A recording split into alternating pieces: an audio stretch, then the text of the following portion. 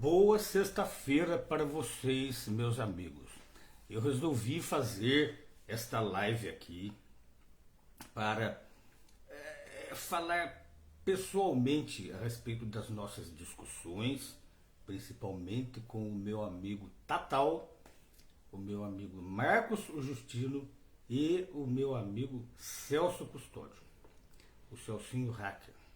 Por quê? Eu sempre coloco aqui evidências e observações a respeito da farsa da ida à Lua, da farsa das sondas em Marte e da futura farsa da ida a Marte também. Por que são observações? Veja bem, é simples, é uma questão de princípios. Tudo o que acontece em termos de ciência, as coisas vão progredindo. Por exemplo, as vacinas, elas vão progredindo. Elas nunca regridem. Né? Isso acontece em tudo. Por exemplo, a vacina da Covid-19. Antigamente não tinha. A primeira que apareceu era uma que não fazia muito efeito, se eu me lembro bem, era a Coronavac, lá da China. Aí depois vieram as Janssen e outras, né, que foi se desenvolvendo, eles vão se desenvolvendo e está se desenvolvendo até hoje. As vacinas, elas são úteis, né? Mas elas têm que se desenvolver. A cada ano que passa, novas evoluções vão acontecendo nelas, certo? E assim sucessivamente. A ciência da operação da catarata, por exemplo, hoje ela não é mais como há 30, 40 anos atrás. Não é. E tudo evolui. Mas veja bem, no caso das idas à Lua, a coisa está evoluindo. Não é preciso uma tese científica para... Não é preciso ter a chancela de um cientista para observarmos que a coisa não está evoluindo. Uma vez que as viagens à Lua eram feitas a toca de caixa no começo dos anos 70, parou e nunca mais foi feita. As astronautas da NASA já disseram que perderam a tecnologia. Mas não existe perder tecnologia.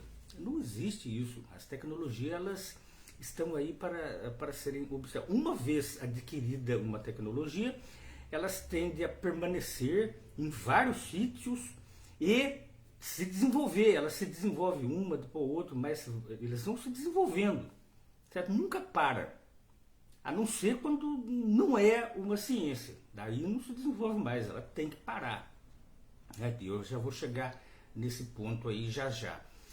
O que acontece é que depois daquelas idas à Lua, de 69 até 1972, acontecendo praticamente a cada 6 meses, sem nenhum errinho, tudo ida e volta. Teve uma vez, na Apollo 16, que eles ficaram 3 dias na Lua, tudo movido a bateria, transmitido ao vivo, né, com jipinho andando para lá e para cá, num solo onde a temperatura era de superior a 120 graus Celsius, né? E à noite menos 240 graus Celsius. Mas nada disso foi dito durante as viagens. Não é preciso ser um bom observador para notar que aquilo estava estranho. Não é preciso a chancela de um cientista para dizer, ó, tá estranho, mas teve chancelas de cientistas. Mas isso aí é um outro assunto. O que acontece agora com essa nova explosão aí da Starship? Eu postei aqui um artiguinho chamado Star Boom Ship. Por que boom? Porque ela só explode. Mas não era para ser assim. Com a tecnologia adquirida lá nos anos 70, que onde eles foram para a Lua, supostamente foram para a Lua, já era para estar muito desenvolvido a coisa. Mas não, a coisa não se desenvolve, a coisa regride. Certo? as Starships estavam explodindo no espaço, agora estão explodindo no solo, antes de serem lançadas. Isso é evolução? Isso é a resolução de problema? Não é. Não precisa ser um catedrático, não precisa ser astrônomo para observar isso. Qualquer um pode observar isso. Qualquer um. Você observa que no caso das Starships é 100% de fracasso até agora, 100% de fracasso. Como é que se espera ir a Marte com isso?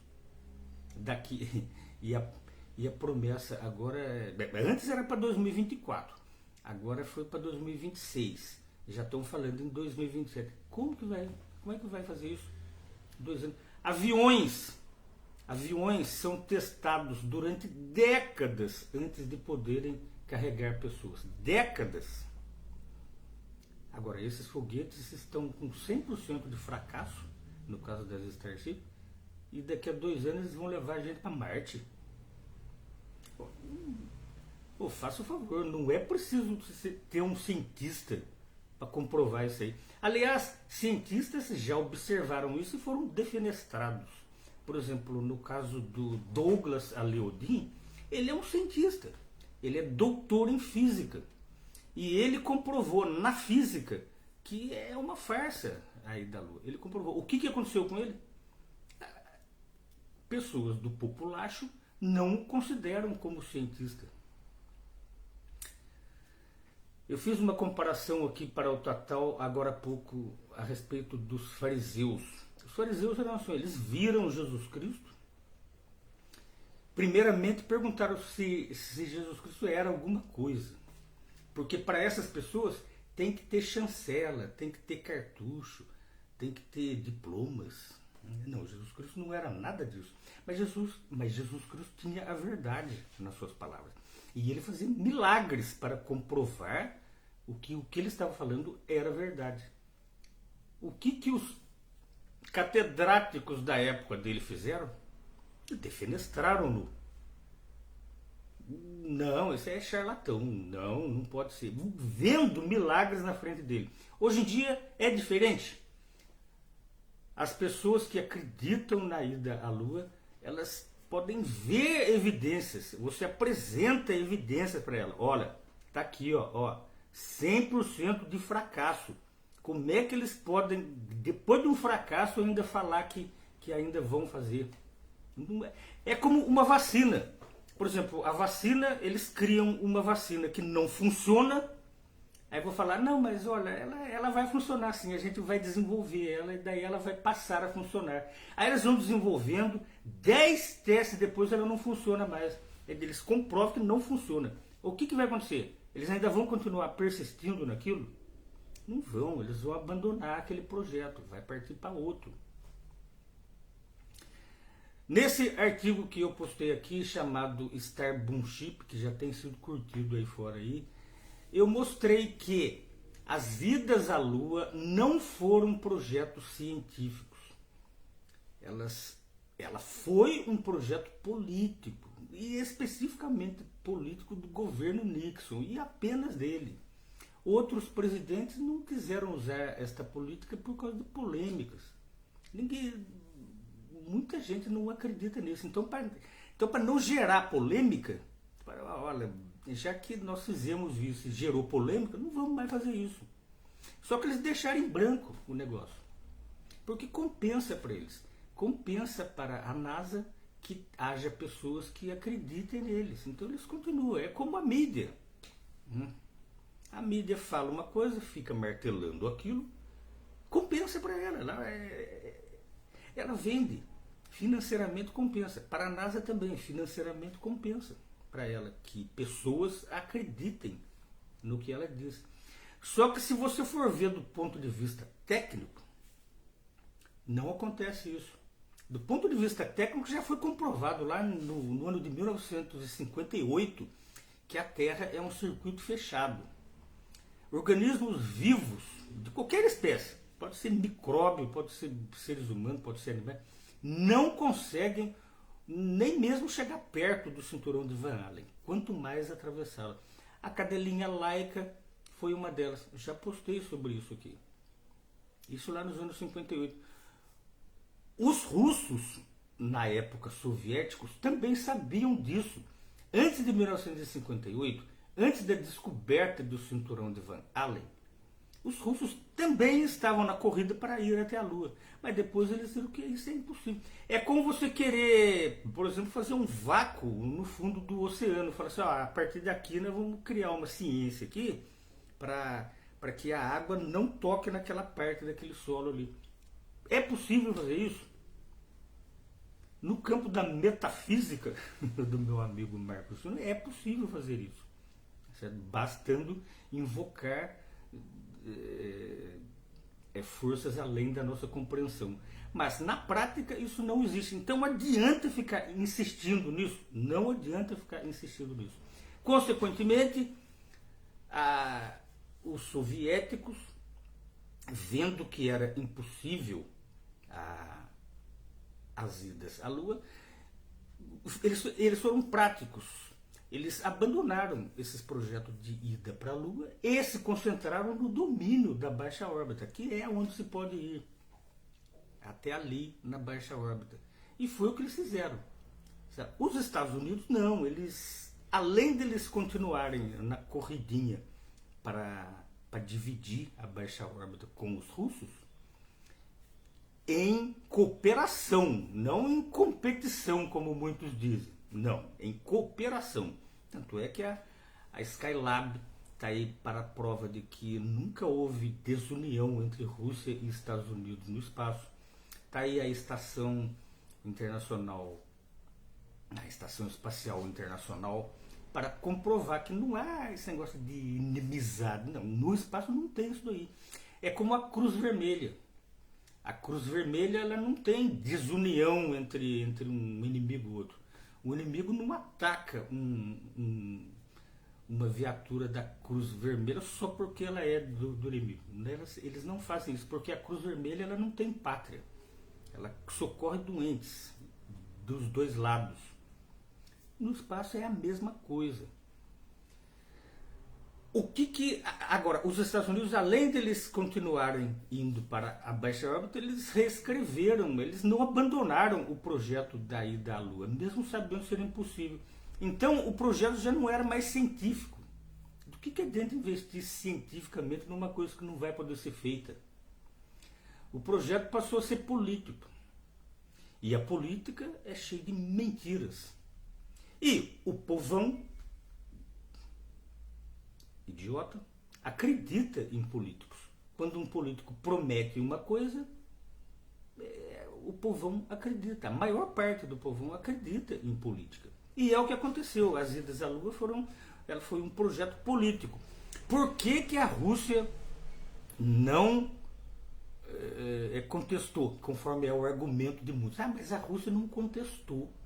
Mas claro que não contestou, porque não é um projeto científico. Se fosse um projeto científico, não haveria contestação, haveria apoio, haveria união. Mas como é um projeto político, a Rússia não pode se meter nos assuntos políticos dos Estados Unidos, assim como os Estados Unidos também não podem se meter nos assuntos políticos dos russos. Existem áreas de influência, eles já dividiram o mundo. Após a Segunda Guerra Mundial, os Estados Unidos e a Rússia dividiram o mundo em áreas de influência política. Um não pode se meter no outro. É claro que eles não vão falar nada. É um assunto político. Agora, em assuntos científicos, em assuntos verdadeiramente de viagens até a ISS, de viagens interplanetárias, aí há acordo entre eles. Acordo, eles um endossam o que o outro fala. Opa, eles fizeram isso, então vamos trabalhar, que é para fazer melhor. Ou para fazer isso aqui, vamos compartilhar dados. É isso o que acontece. Agora, no caso da Starship, que eu postei agora aqui, o mais novo fracasso. Isso aí também é um projeto político. A Starship, aqueles foguetões que explodem, só explodem, até agora só está explodindo.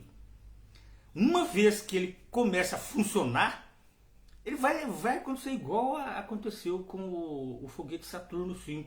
Eles vão lançar para ir para Marte, fingindo que tem gente dentro, conforme aconteceu.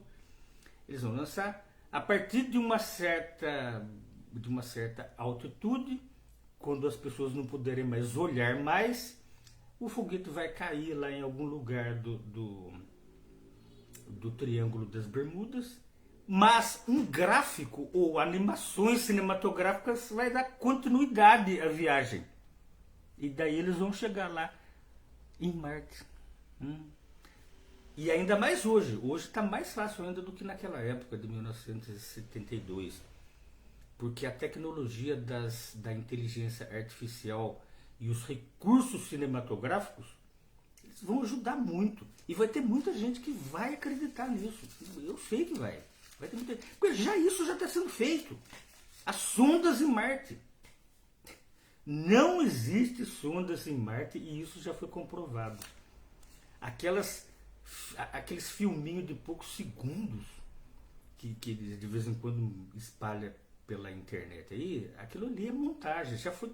Já tem vários cenários daqueles lá que já foram comprovados que são cenários aqui da Terra. Já fizeram essas comparações.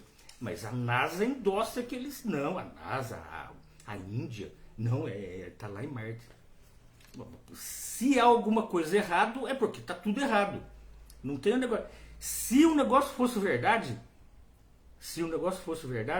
aquelas sondas estariam inundando a internet com imagens de Marte. Não.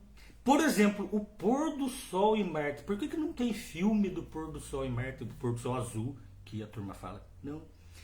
Aquela sonda poderia filmar o pôr do sol. E eu acho que ainda vão fazer isso com a inteligência artificial. Eles poderiam filmar o sol se pondo. Não. O que aconteceu? Eles pegaram uma fotografia que já foi comprovado que isso aí é uma obra artística de Mark Garlick, que está disponível até no Instagram do cara. Uma imagem de muito antes das partidas das sondas para ir para Marte. Aí usaram lá a sonda Curiosity. Fotografou. Não, fotografou. Ué, por que não filmou? E outra, só tem uma imagem. Só tem uma imagem. Por que não tem mais? Será que as pessoas se convencem de que há sondas em Marte por causa de uma fotografia? Não é preciso ser cientista para observar as várias nuances que provam essas farsas dessas coisas. A farsa que há por trás disso. E por trás disso há um projeto político. Não é um projeto científico. Por exemplo, qual é o avanço científico que nós obtivemos aqui de experiências supostamente feitas na ISS? Nenhuma. Os astronautas vão para lá, ficam se filmando, fazendo gracinha, jogando aguinha para lá para cá, e escovando o dente, trocando a roupa. Né? Daí depois a mídia posta, haverá atrasos na volta. E daí? Para que isso aí serve? Para que do ponto de vista científico que serve uma coisa dessa? Para nada. Isso é um projeto político. É para no menor dos casos, insuflar o patriotismo do povo diante de um governo americano, diante do governo russo, e agora a Índia também entrou no meio. Né? É só isso. O Japão. Né? Para quê? Isso é projeto político. É igual aqui, por exemplo, vamos colocar mais aqui em Taubaté. Por exemplo, a situação do jeito que está, os preços do jeito que estão, a segurança falha do jeito que está, a gente não vê um carro de polícia na rua. E olha que nós estamos num período perigoso, hein? Vocês já me entenderam, né? Mas não, o que a Câmara vai discutir? A volta dos rodeios em Taubaté. rodeios.